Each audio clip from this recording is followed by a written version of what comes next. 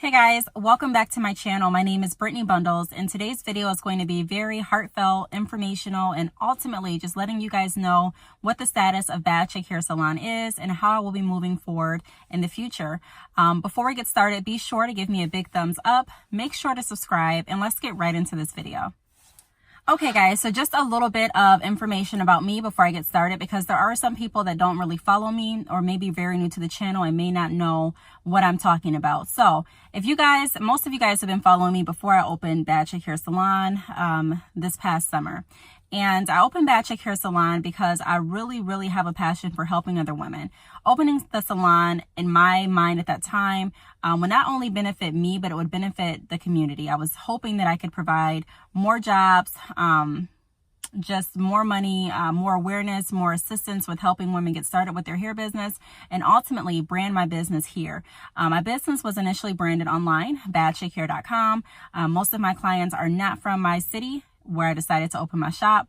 Most of my clients are in California. I have a lot of clients in Chicago and, just pretty much places that aren't not here. I live in a very small city in Michigan, and ultimately going into the salon business, it was very new to me. Bad Chick Hair has been around since 2013, but recently within the last few years, I really was able to speed up the momentum to a point where I was able to open a business with no business loan or anything like that.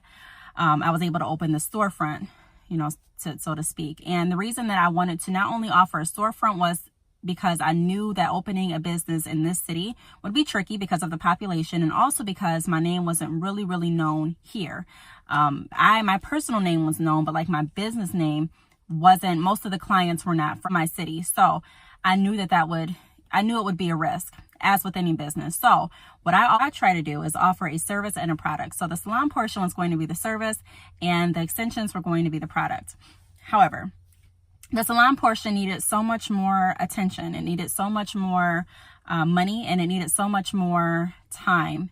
And eventually, if you guys look back in the videos that when I was first looking for the salon and when I was first renovating the salon and things like that, you can kind of tell when I was explaining some of my experiences that my whole demeanor wasn't very happy. I got a lot of people asking me, like, are you really happy about this? Is this something that you really want to pull through with? And I really didn't want to just say,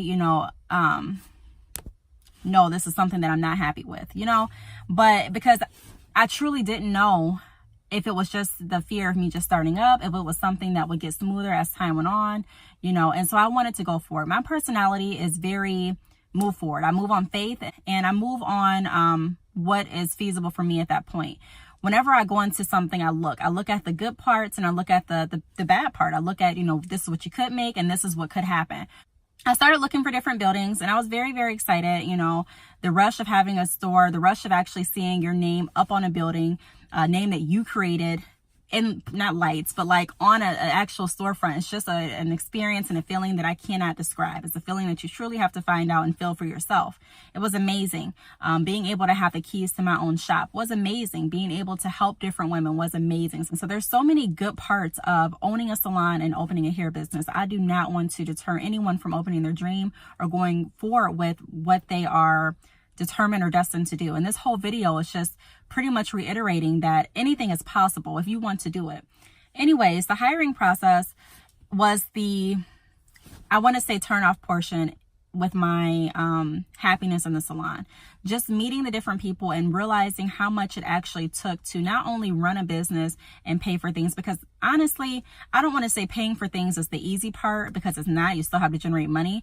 But paying for things was nothing compared to the stress of actually managing and having a responsibility of other people, other staff.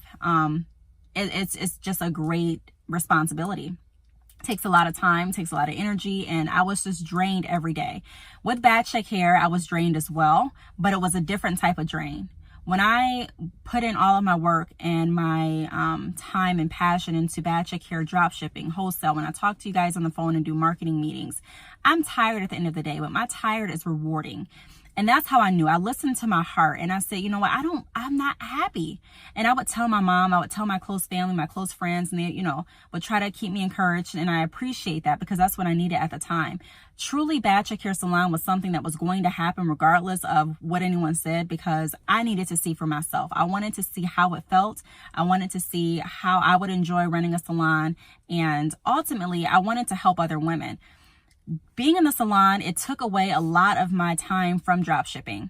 You can't be in two places at one time. It took away a lot of my time from my family. My whole reason for becoming an entrepreneur was not only to be able to have money and not only to be able to have freedom, but also being able to create enough time where I can choose how I spend my time and have enough time left over to spend with my family. Time is something that you can't get back with no amount of money. And so that was something that was very important to me. And that was one of the reasons that I decided to even open Bad Chick Hair, even online. It's because I wanted to be able to not only have a cushion, like I mentioned, but also be able to say, you know what, today I'm not doing anything but taking a day with my sons. It was not like that, and I know in the beginning with all businesses that you're going to have to put time in and there's going to be a lot of sacrifice, but the sacrifice really outweighed what I was willing to do at that point. I didn't want to take away from my drop shipping. I didn't want to take away from my wholesale. I didn't want to take away from my marketing classes. And I did not want to take away from me ultimately spending time with my children. And that's what the storefront actually did. Long, early mornings, long nights. And that was not the only job that I was doing, just the salon. There were so many other things that I had to do every day that I was committed to. And it just was not enough time. Because there wasn't enough time, I couldn't physically be at the shop all the time. And since I wasn't there, the shop wasn't being run how I would want it to be run. No matter who you hire, if it's very hard to bring out or to portray your whole meaning of how you want your business to run and your motto and your slogan of your business if you're not there. If the face of the business isn't there, it's really hard to bring out the true colors of what it stands for unless you find the right people. And finding the right people is so hard to do. It doesn't mean that I didn't enjoy the people that I worked with, because I truly did. It just meant that I needed to be there. I needed to be there to make things go smooth, and I couldn't be there.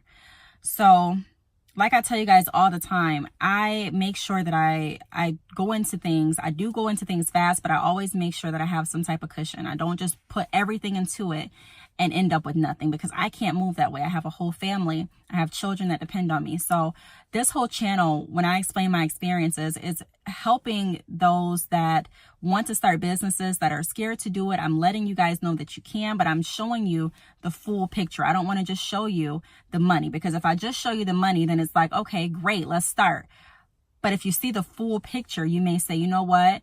I want to start, but this is how I'm going to start. I'm not going to go ahead and put my whole life savings into this and have to file bankruptcy next year. You know what I mean? So I want us to move smart. So pretty much this experience is going to not only help me in my future, but it's hopefully going to help other women.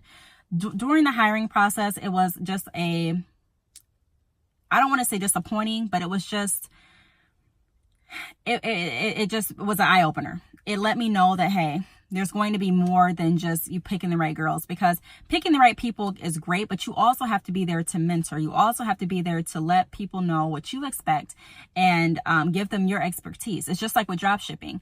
You can drop ship with anyone, but there's people that specifically want to drop ship with me because they like the way that I work, and they like the things that I advocate, and they like the way that I help them grow. And so I couldn't help anyone. I couldn't really do what I wanted to do. And because I was not there, and because I didn't have the time to be there, my business started to suffer financially. It started to suffer emotionally. I started not being happy. The staff wasn't really happy. And it was like a downward spiral. I still kept it open because I said, you know what, this is still the very beginning. And this is something that we may be able to overcome. This is something that we may be able to, shake off. This may just be, growing pains. But ultimately, just the inside of the business and not having enough time, not having enough staff, not having enough clients, everything was just going it wasn't what I expected. And what you have to realize when you go into a business is that it's going to take time and it's going to take sacrifice, but you have to put the money and time and sacrifice into something that you really want to do. I had to ask myself, do you see yourself really owning a salon in 5 years? Is this something that you really want to do? I know you want to sell the hair portion. I know you want to help people, Brittney, but is the salon the right thing for you? And I had to do a lot of prayer. I had to do a lot of consulting with my family, with my friends, and a lot of going back and forth. And I said, you know what?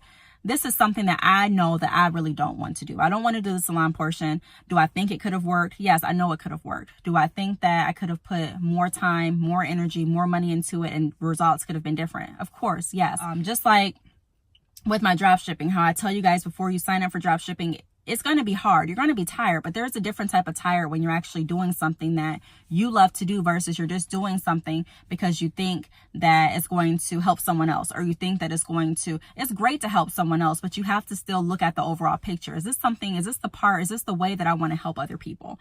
It's really not. I really did not enjoy the salon portion. I don't enjoy having different girls report to me. I don't enjoy having to collect booth rent or even, hearing people's stories and being like, dang, I really don't want to ask them for booth rent, but I have to because we have to pay our bills here. I didn't like that position that I was in. So being a boss is not all that it's cracked up to be. I really don't want the title boss. Like I said before, when I first started Facebook, I put a caption on my Facebook page that says, you guys are hustling to be seen. I'm hustling to disappear. And that's so true. That's what I live by. I'm not doing bad chick here, and I'm not creating drop shipping and wholesale and even the salon portion so that I can be recognized as a boss, or so that I can be recognized as, hey, she got all this money. I much rather lay low and not have anyone worry about how much money I have, or even brag about that, because that's not where my heart's at. My heart is really truly in creating, like I said, creating different avenues for other women to come up with me, because we all need to help some people. We all need help. There may be someone that can get a building in their name that can help someone else get a job to be able to help them to the next level. There may be someone else that can help you with a business loan that could, help someone else get employed to be, it's all a circle. It's all a chain of events that we all have to help each other with. So I was just thinking that this would be a great way to help, but I did not know everything that I was getting myself into. So eventually when I came to the terms that, this is something that I really don't want to do, it's something that I don't enjoy, I got to the point where I was actually dreading going into my own salon, and it was just really sad. It got to a point where my family, my friends would literally have to motivate me to walk in the doors. I did not want to open some days. Some days I did not want to talk to my stylist. Some days I did not want to talk to the client. Some days I was just drained. I didn't want to talk to anybody. It was just so much. And when I would be at the shop, I didn't want to always be on my phone, but there's so much behind the scenes that a business owner has to take care of.